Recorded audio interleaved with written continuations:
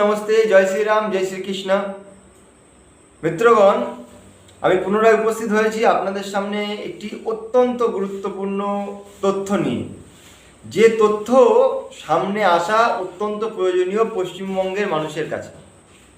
কেননা এই তথ্য থেকে আমরা বঞ্চিত হয়ে রয়েছি, আর এই তথ্য থেকে বঞ্চিত হওয়ার ফলে দীনকৃষ্ণ, অনুকৃষ্ণ, প্রশান্ত, অশান্ত, আরও যত চন্দ্রবিন্দু, শরদিন্দু, তাপস, এই যে সব গাধাগুলো রয়েছে না, এরা আমাদের বাঙালিদেরকে, আমাদের সনাতনীদেরকে বিভাজন করে দিচ্ছে, সনাতনীদেরকে মূর্খ বানাচ্ছে, ভ্রমিত করে দিচ্ছে।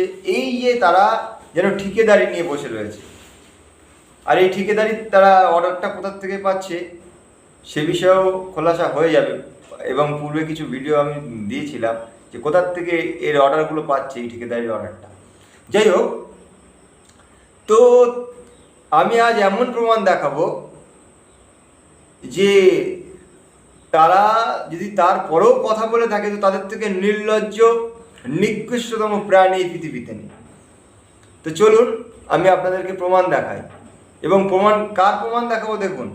তারা যাকে বাবা মনে করে, তারা যাকে ভগবান মনে করে, সে কি বলছেন আর তারা কি বলছেন আপনাদের সামনে স্পষ্ট হয়ে গেলেই বোঝা যাবে। দেখুন, বইটা দেখে অনেকে চিনতে পারছেন, কেননা পূর্বে একটি ভিডিওতে আমি এই বই থেকে কিছু প্রমাণ দিয়েছি যে বাবা সাহেব আম্বেদকরজি তিনি বলেছেন যে চতুর্বর্ণ ব্যবস্থা তিনি সমর্থন করেন। তো সেই কথা শুনে আমাকে কমেন্ট বক্সে অনেকে লিখেছেন যে আপনারা এসব বই নিজে নিজে লিখেছেন। আরে মূর্খ ভাই, ভাই আমার, তোমরা এত মূর্খ হয়ে কেন রয়েছো? আমি একটা বই থেকে দেখালাম আর সেটাকে যাচাই বাছাই না করে আমাকে বলে দিলে যে আমি এটা আমাদের লেখা বই। এটা ইন্টারনেটে গিয়ে সার্চ করো, হু ওয়ার দি শূদ্রাস, তার লেখা বইটাকে কালেক্ট করো, পড়ে দেখো আমি যেটা বলেছি সেটা সত্যি কি সত্যি নয়। কেন মূর্খ বেনে রয়েছো? এসব গাধারা আপনাদেরকে মূর্খ বানাচ্ছে, আর আপনারা মূর্খ বেনে যাবেন। এগুলো কোনো বুদ্ধিমানী সভ্য মানুষের কাজ নয়। তবুও আমি আপনাদেরকে দেখিয়ে দিচ্ছি। দেখুন, এই বইয়ের প্রকাশক সবার নাম এখানে লেখা রয়েছে। দেখুন, আমি পড়ে শুনিয়ে দিচ্ছি। গ্রন্থ विवरण, हु वायर दी शूद्रास, लेखक डॉक्टर बी.आर. अम्बेडकर के इंग्रजी ग्रंथों का हिंदी अनुवाद शूद्र कौन थे, अनुवाद आचार्य सूर्यकांत भगत, भीमराव कॉलोनी, आश्रम रोड, सेवाग्राम, तहजी वर्धा, महा, पिन नंबर 442102, प्रकाशक सुधीर शाह गावली, सुधीर प्रकाशन, गणेश नगर, तहजी वर्धा, महा, प्रथम हिंदी संस्करण 14 अप्रैल 2021, मुद्रण Girnar offset Nagpur, type settings Ningalwar, computer Wardha, मुखपृष्ठ नितिन निंगलवार, मूल्य 290। দেখুন, এখানে গ্রন্থের বিবরণ আপনাদেরকে আমি বলে দিলাম, স্পষ্ট করে বলে দিলাম। এরপরেও যদি আপনারা এই ধরনের কমেন্ট করেন তো আপনাদের থেকে নির্লজ্জ কেউ থাকছে না। আর আপনাদেরকে আমি তো বলছি, আপনারা ইন্টারনেটে সার্চ করুন, করে দেখুন যে বইটা আমাদের লেখা কি আপনাদের লেখা। আচ্ছা, এইবার বেশি কথা না বাড়িয়ে আজকের যে প্রমাণের দিকে আমরা এগোবো।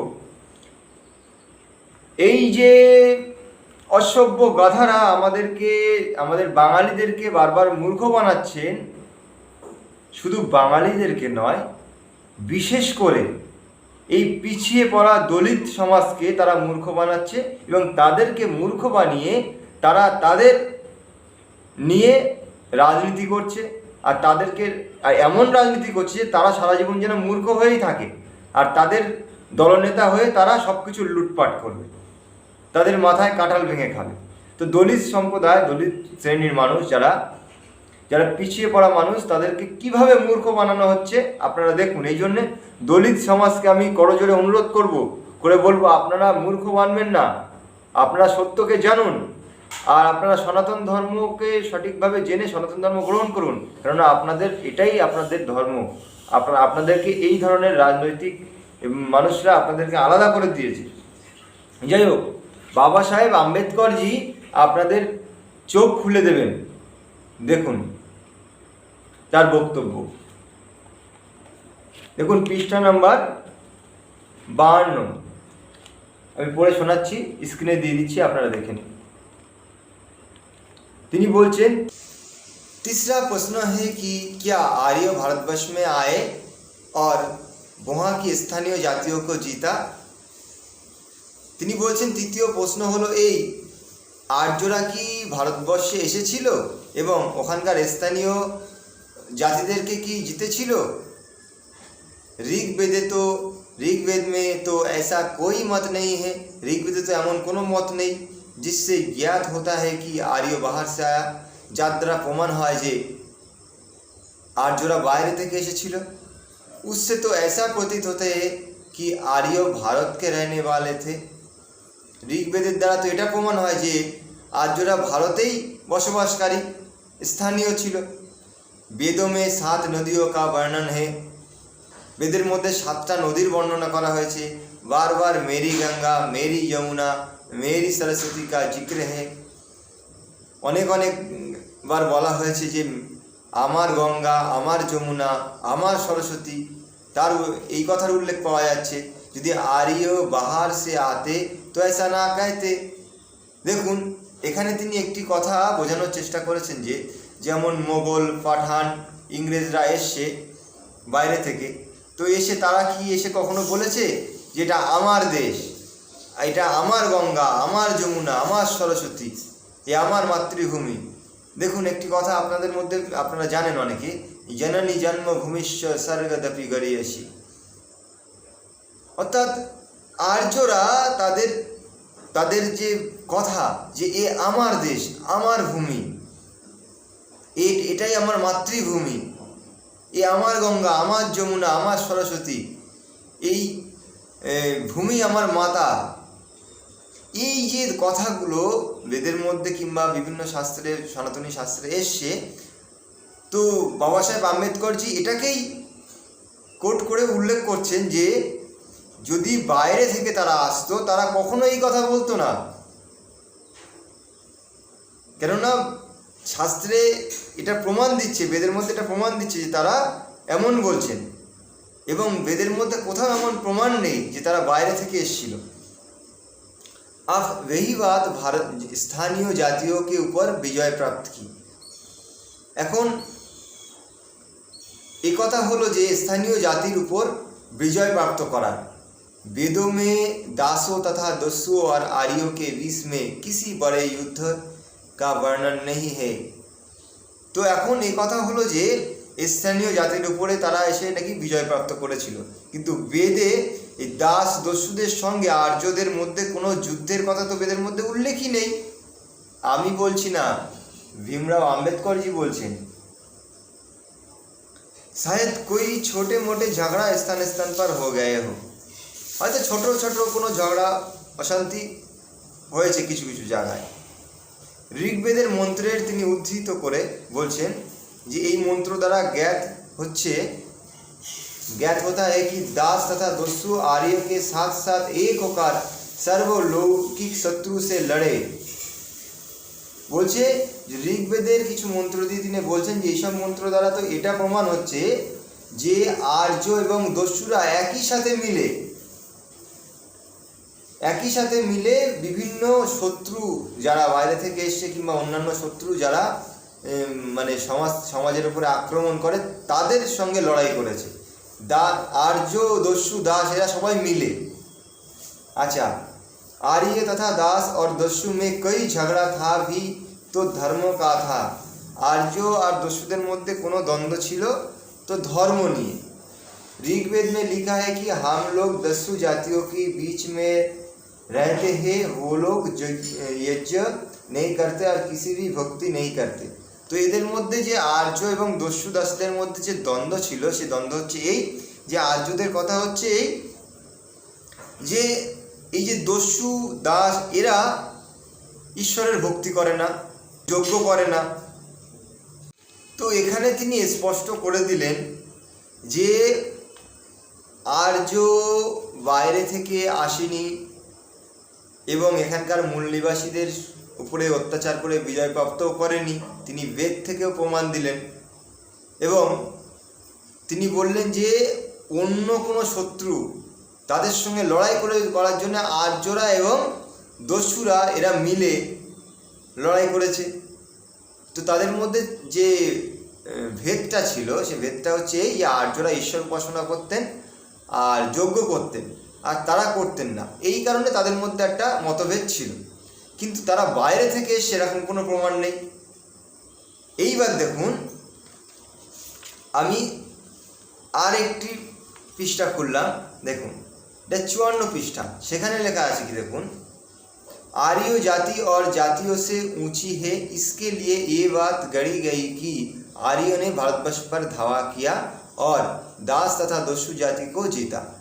দেখুন, আর্য জাতি অন্য জাতিদের থেকে উঁচু জাতি ছিল, এর জন্যে এই কথা তৈরি করা হয়েছে যে আর্যরা বাইরে থেকে এসে আক্রমণ করেছে এবং দস্যুদের সঙ্গে লড়াই করে জিতেছে। কে বলছে? भीमराव आम्बेडकर जी। ये बात भी केवल अनुमान मात्र है कि आर्य गोरे थे। এ কথাও কেবল অনুমান মাত্র যে আর্যরা ফর্সা ছিল।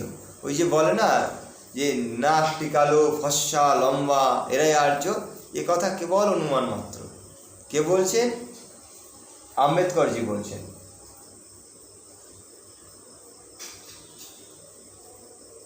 रंग के बारे में प्रोफेसर रिप्ले का कथन है, यूरोप की पुरानी जातियों का सिर लंबा था और रंग सांवला था। यही बात वेदों में सिद्ध है। अच्छा, वेदेर मध्य তিনি কোট করে দিয়েছেন, দেখুন কিছু রেফারেন্স में कहा गया है कि अश्विन ने शाखा और रूसानी विवाह की। शाखा काली और रूसानी गोरे थे। দেখুন, आर्यरा कालो छिलो, फसाओ छिलो। में अश्विन का रंग सुनहला बतलाया गया है। एक आर्य ने स्तुति की है कि भगवान मुझे गेहुआ रंग का पुत्र ना मिले।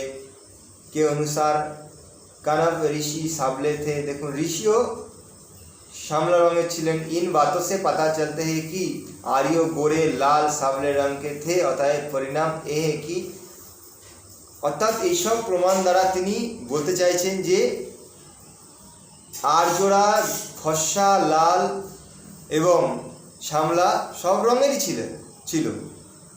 তার মানে এই যে নাকটি কালো, ফর্সা, লম্বা, এই কথা সম্পূর্ণ মিথ্যা। কালো রঙেরও ছিল,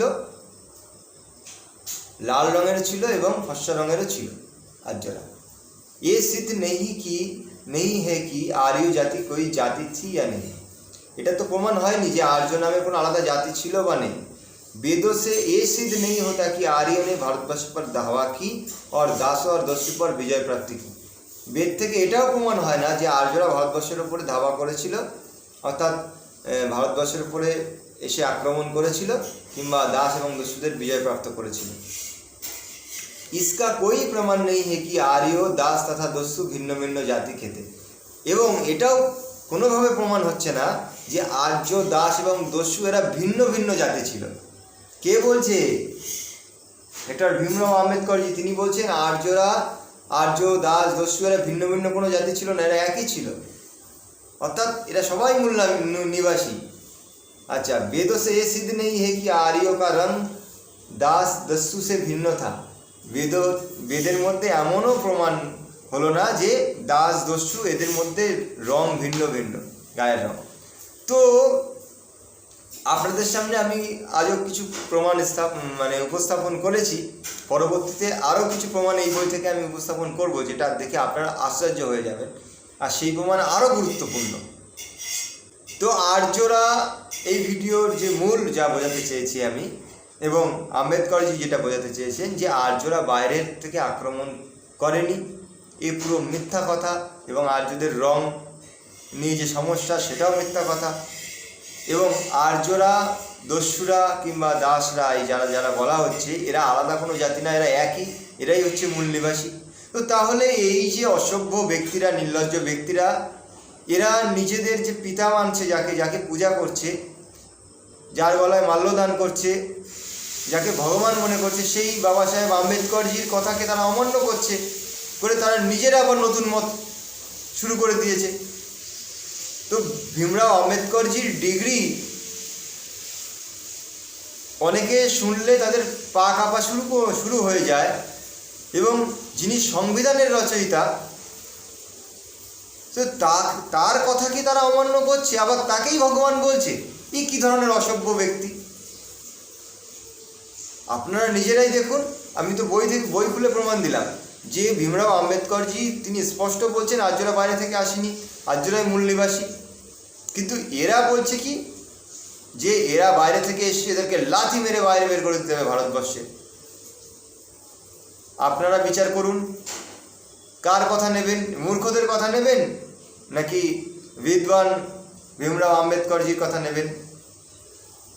প্রত্যেক দলিত সম্প্রদায়ের মিত্রগণ, প্রত্যেক হিন্দুদেরকে আমি অনুরোধ করে বলবো, আপনারা সত্যকে গ্রহণ করুন এবং অসত্যকে ত্যাগ করুন, বিদ্বানদের কথা গ্রহণ করুন এবং গাধাদের কথা পরিত্যাগ করুন। ধন্যবাদ, সকলে ভালো থাকবেন, সুস্থ থাকবেন।